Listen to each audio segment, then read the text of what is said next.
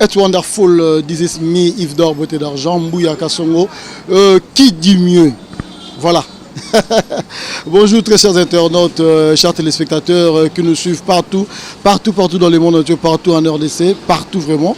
Là, je suis de Caire avec vous sur télévision New Looké et ceux qui nous suivent aussi sur Zondo Télévision. Là, le magazine Qui du mieux. Oyo ememe la rabino basango peto e ba manani ba le barabu solo pe ba manani ba le barama maloba o ezali te ba bouche autorisée. Donc voilà, c'est là Yves d'Or, beauté d'argent, Mbouya Kassongo. Et aujourd'hui, on était invité par le prophète Benjamin Kawanga qui nous a invités ici na Paradis M, conférence de presse na ezalelo. Tokoye ba nini oya iko le bela biso. Mais na thème na ya lobi azolo bela sur la révélation. Maintenant, quelle révélation? Quelle révélation? Benjamin Kawanga, quelle révélation? Donc, nous allons le savoir tout de suite avec vous. Merci beaucoup aussi à toi, Christian Poissa. Hein? Donc, place aux Ali. Donc, Yonde Nicolo, merci beaucoup derrière la caméra, c'est toi. Merci beaucoup à mon deux personnel, le directeur technique Ghislain. Merci beaucoup à toi mon chef, merci beaucoup à DT Serge aussi depuis Nzondo et merci à tous nos journalistes.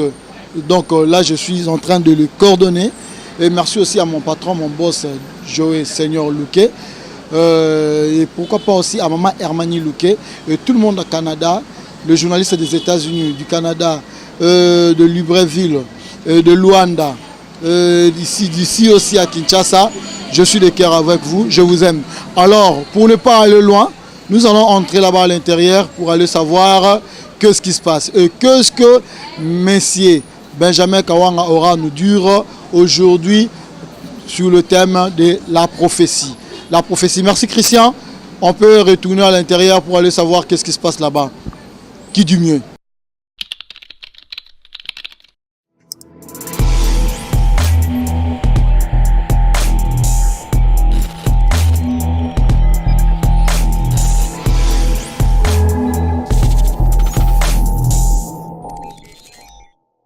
Dans la paroisse Notre-Dame de Lemba, Notre-Dame d'Afrique de Lemba. C'était un certain 30 juin 2015. Dans cette date, nous avons décidé ensemble avec les autres, frères et sœurs, de commémorer cette date-là auprès du Seigneur en demandant la miséricorde de Dieu le Père pour notre pays, le beau Congo, un grand pays, un pays riche, à qui malheureusement nous n'avons jamais vaincu, nous n'avons jamais vu ces richesses, mais nous voyons qu'elle est morte à mort. Nous avons imploré la miséricorde de Dieu le Père dans cette date, comme si on faisait une blague, et c'est à partir de là que tout a commencé, que le Seigneur, Dieu le Père, il a exaucé notre prière. Et j'ai été appelé de conduire une émission très spéciale pour ce pays, selon l'ordre de Dieu, le Père, selon l'ordre du Seigneur. Et donc, c'est cette petite histoire-là qui nous fait réunir ici. Après cela, j'ai eu à faire quelques voyages évangéliques selon l'ordre divin. Donc, je fais Mbazangungu, Matadi. Matadi, je suis rentré par les trains. Ensuite, je fais Kisangani, là où je fais une année. De retour de Kisangani, c'était encore le mois de mai comme celui-ci. C'était 2017. Je suis rentré et j'ai commencé, ensemble avec les autres, faire une émission particulière que de Dieu, mais aussi se battre avec les autres pour le bonheur de notre pays. Mais cette lutte qui a continué m'a permis à ce qu'aujourd'hui, selon l'ordre de Dieu, je puisse vous annoncer ce qu'est la volonté de Dieu pour notre pays, ce que Dieu m'a fait parler et ce qu'il veut pour notre pays. Et ensuite pour l'Afrique, pourquoi pas pour l'humanité, car il a été dit que l'Afrique est le poumon de l'humanité. Et la gâchette de l'Afrique, c'est le Congo. Et donc, lorsqu'on appuie la gâchette du Congo, on appuie l'Afrique et ensuite l'humanité va se retrouver. Alors, voilà pourquoi nous nous réunissons aujourd'hui, le 29e jour du 5e mois, plus ou moins 30 jours qui nous restent avant que nous arrivions encore dans la même date fétiche, que moi j'appelle fétiche pour les termes, ça veut dire une date divine, comme nous venons de le chanter dans notre hymne national. Le 30 juin, c'est un jour divin, c'est une date immortelle. Et donc, nous avons l'obligation de montrer au peuple de Dieu, au peuple africain et au peuple de toute l'humanité, ce que Dieu nous a parlé, ce que Dieu m'a mis à moi pour le pays, pour l'Afrique et pour l'humanité. Voilà pourquoi je vous ai invité et je tiens énormément à vous bénir, vous tous qui ont répondu, présents dans cette invitation qui est vraiment plus spéciale, qui reste et qui restera historique jusqu'à même à la fin de notre pays. Parce que vous attendrez les choses que vous n'avez jamais entendues à cet instant.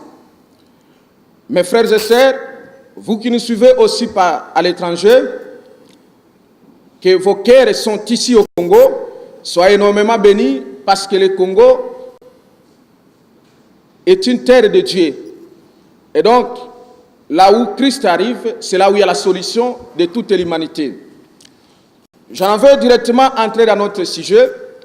Le thème que nous avons intitulé « L'accomplissement des chiffres 4 des prophéties de Simon Kimbangu ».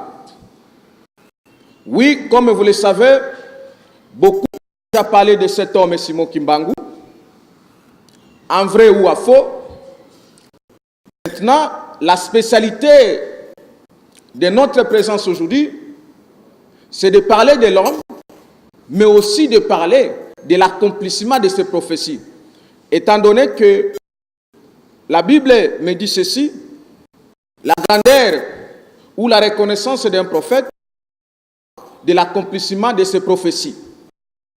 Et donc, nous avons parlé, oui, avant qu'on parle des chiffres 4 qui est la grande prophétie de Simon Kimbangu, on parle sur l'homme, parce qu'il y a plusieurs dossiers entassés.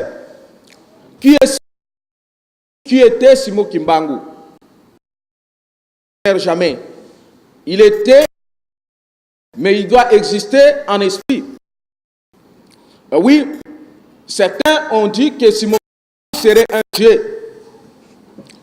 D'autres l'ont dit qu'il est prophète. D'autres l'ont dit que mais c'est un sorcier. Maintenant, moi qui a eu la grâce d'assister au ciel, je dois vous donner la réponse précise qui vient du ciel. Qui est Simon Kimbangu? Ou qui était Simon Kimbangu? Qui était Simon Kimbangu et qui est Simon Kimbangu? Simon Kimbangu, c'est un prophète de Dieu le Père. Simon Kimbangu, je répète, c'est un prophète de Dieu le Père. Ceci veut dire quoi? Je viens effacer la thèse selon laquelle, la thèse, que Simon Kimbangu serait un Dieu, le Père, ou serait un Dieu noir, comme d'aucuns le prétendent. Non. Simon Kimbangu est un prophète qui s'est dans la Bible ici. Donc, Kimbangu est situé dans la Bible ici. Et ceux qui nous suivent, et vous tous, vous aurez de lire l'identification biblique de Simon Kimbangu, dont je dois vous dire. Premièrement, avant que Simon Kimbangu est prophète et il se retrouve dans la Bible, je dois d'abord vous identifier notre pays, le Congo.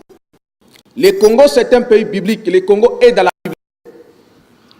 Dans le livre du prophète Ésaïe, lorsque vous lisez le chapitre 18, de 1 à 7 jusqu'à la fin, le prophète Aïe a énuméré un pays.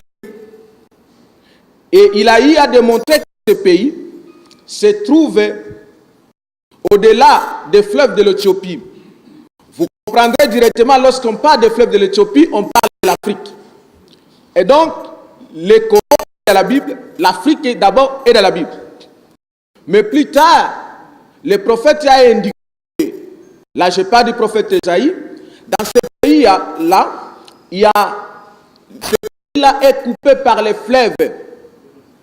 Et donc, pour votre rappel, nous sommes les seuls pays en Afrique, voire même dans ce que vous appelez le monde, où les fleuves ont commencé de l'Est au centre jusqu'à l'Ouest. Pour votre rappel, le fleuve Congo a commencé de Katanga, précisément à Kolwezi. Le fleuve Congo est descendu dans les Maniema, là où je suis, Kisangani, Équateur, Kinshasa et jusqu'au Congo central. Et donc c'est une confirmation du pays dont on parle ici. C'est le pays qui est le nôtre, le pays Congo. Et ce fleuve-là, c'est le fleuve Congo. Avant, le nom de ce fleuve n'existait pas. Le prophète a vu que un fleuve. Et aujourd'hui, en tant qu'un autre prophète, je suis venu vous révéler que le fleuve dont on parlait Esaïe, c'est le fleuve Congo. Même si vous lisez dans ce chapitre, Esaïe 18, vous verrez en dehors du fleuve Congo, il y a les indications, même des événements. Dans cette révélation, dans cette prophétie qui était prophétie, que je suis en train de révéler aujourd'hui, le prophète Esaïe a démontré que ce fleuve, ce pays-là, passera les moments trop difficiles tels qu'il n'a jamais existé. Il a démontré que dans ce pays-là, il y a des guerres en répétition. Il a démontré que dans ce pays-là, les cadavres de ce peuple seront mangés par les animaux, les bêtes, les oiseaux. Pour vous rappeler, si vous oubliez, les fosses communes de Maluku ont été découvertes par les animaux et les bêtes, les oiseaux. Les fosses communes de Kassai ont été découvertes aussi par les animaux. Sans pour autant parler des fosses communes de Beni, Butembo, partout. Ceci vient confirmer la prophétie. Parce que la prophétie ne s'accomplit pas seulement sur le plan positif, ça s'accomplit aussi sur le plan négatif.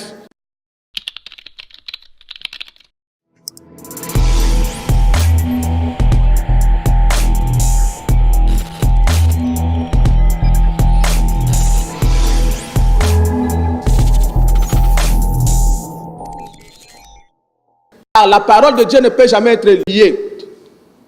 Mais à la fin de cette période de troubles, de turbulences et de morts, le prophète a indiqué que dans ce pays-là qui est coupé par des fleuves, il a considéré que ce peuple-là, c'est un peuple fort, puissant et qui écrase tout. Oui, dans la conjugaison de Dieu, il est conjugué par le présent. Mais néanmoins, cet écrasement-là, qui a été prophétisé, doit être accompli maintenant. Le pays où les noms de l'Éternel des armées résident. Ça, c'est la confirmation, l'identification géographique de notre pays, le Congo.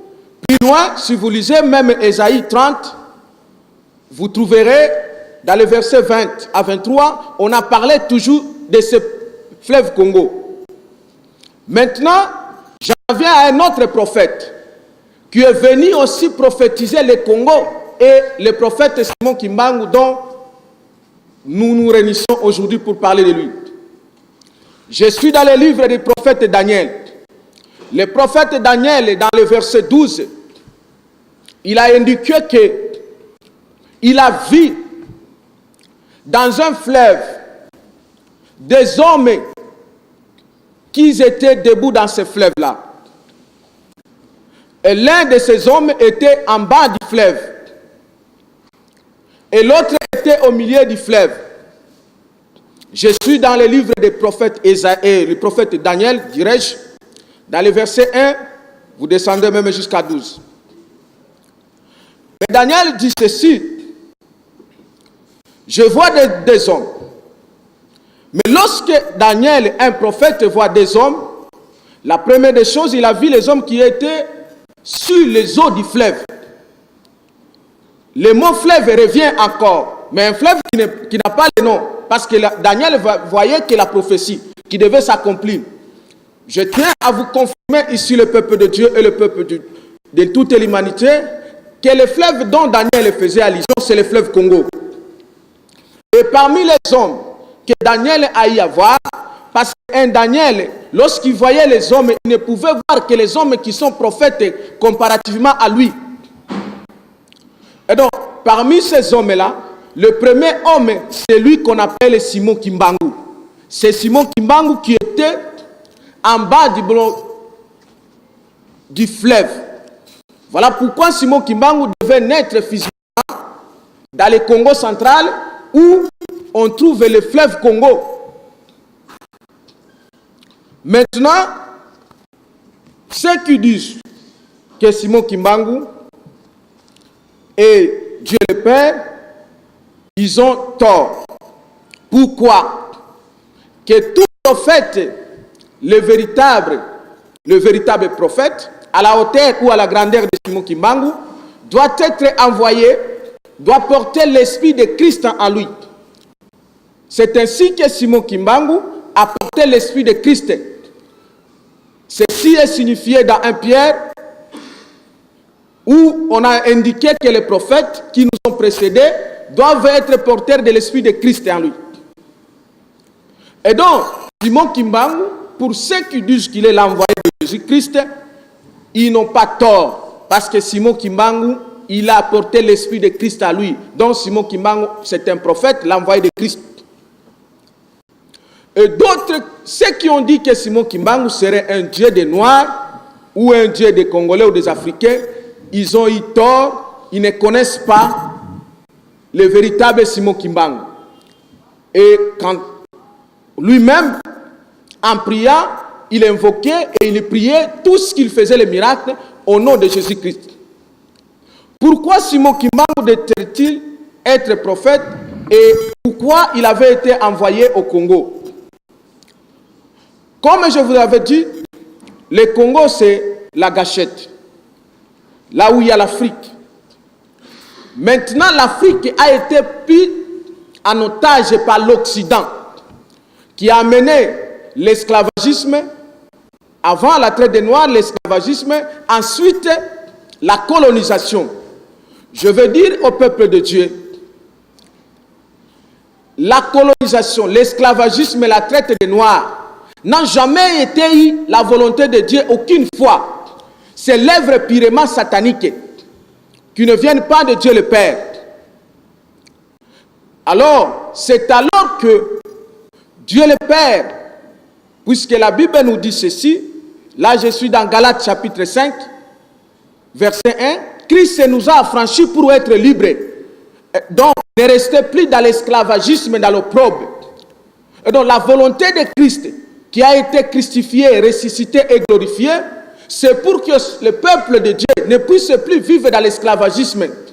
Même malheureusement, l'Occident a réussi à tromper le peuple africain en amenant avec eux des faux évangélistes, les prêtres, à qui, ensemble avec eux, ils ont pris la même Bible, transformant la bonne évangile, la bonne nouvelle de paix, afin d'amener que le système occidental puisse coloniser le peuple africain et le peuple noir en général. C'est alors que Dieu ne pouvait pas accepter que cette situation puisse rester ainsi, parce qu'il est Dieu d'amour et il avait déjà, parce qu'il est celui qui connaît ce qui arrive. Voilà pourquoi il a suscité un prophète au milieu de nous. Comme l'avait dit Moïse, Dieu vous suscitera un prophète au milieu de vous, il sera votre frère. Dieu a suscité Simon Kimbangu. L'objectif de Simon Kimbangu, pourquoi Dieu devait susciter Simon Kimbangu, c'est pour qu'à travers lui, le peuple congolais et africain trouve la liberté ou ce qu'on appelle l'indépendance, parce que l'indépendance ou la liberté, c'est l'œuvre de Christ. Il n'a jamais accepté qu'un peuple puisse coloniser un autre. Qu'un peuple puisse être soumis par l'obligation ou l'autorité de notre peuple. Car il est écrit dans la Bible, c'est que même les autres ont implanté aujourd'hui, Dieu a fait que chaque homme soit égal à un autre homme. Donc il ne peut pas avoir un homme qui doit prendre en otage un autre homme. Donc du fait que l'Occident a nous colonisé, cela a énervé Dieu le Père. Et parce que Dieu, pour descendre, libérer son peuple, il vient toujours moyennant un prophète, comme il avait fait avec le peuple israélite. C'est comme ça qu'il est descendu. Le Christ est descendu, il a pris corps à un homme qui s'appelle Simon Kimbangu. Et à travers cet homme, Dieu devait maintenant se manifester. Mais puisque le peuple était beaucoup plus dans l'ignorance, et le peuple ne connaissait pas beaucoup la vérité, ce prophète devait subir des étapes. C'est comme ça que Simon Kimbangu a commencé à faire l'œuvre de Dieu, le Père, mais néanmoins, dans le plan de Dieu, Dieu a permis qu'il puisse aller se livrer à l'Occident, aux Blancs qui nous colonisaient à l'époque, parce que les Blancs qui venaient avec, premièrement, je vais signaler, venaient avec la puissance occulte qu'on appelle l'occultisme. Pour instaurer l'Afrique, pour dominer l'Afrique, il fallait amener une autre puissance occulte. Et en trouvé que nos pères, nos ancêtres ne connaissaient pas le véritable Dieu, les Blancs ont arrivé à coloniser en utilisant l'occultisme sous les mensonges de l'Évangile. C'est comme ça qu'ils ont réussi à dominer le peuple congolais en particulier et le peuple général en Afrique, le peuple africain en général. Et ceci devait mettre fin par rapport à cette situation que Dieu ne pouvait pas permettre.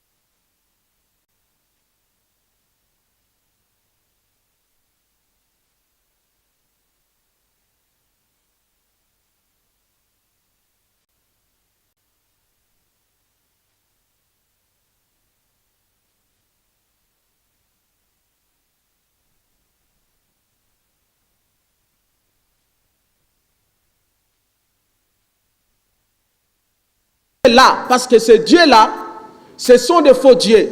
Car la Bible nous dit ceci, celui qui veut être béni dans son pays ne peut que l'être par le Dieu de la vérité. Et le Dieu de la vérité, il s'appelle Jésus-Christ. Et non le Dieu étranger que les dirigeants africains à 90% sont entrés dans cette affaire satanisme pour détruire leur peuple inutilement. C'est ce que le prophète avait démontré, le Dieu des Noirs, le Dieu des étrangers.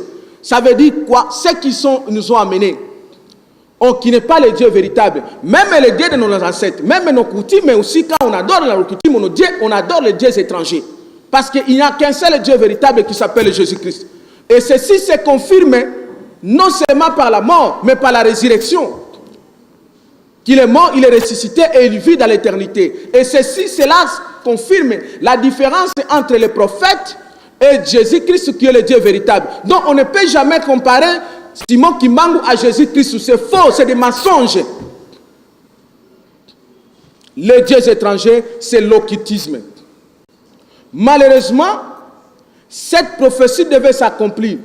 Lorsqu'il prophétisait à Lubumbashi, il dit qu'en 14 ans, et en 16 ans plus tôt, c'était en 1944, que l'Afrique, le Congo sera libre.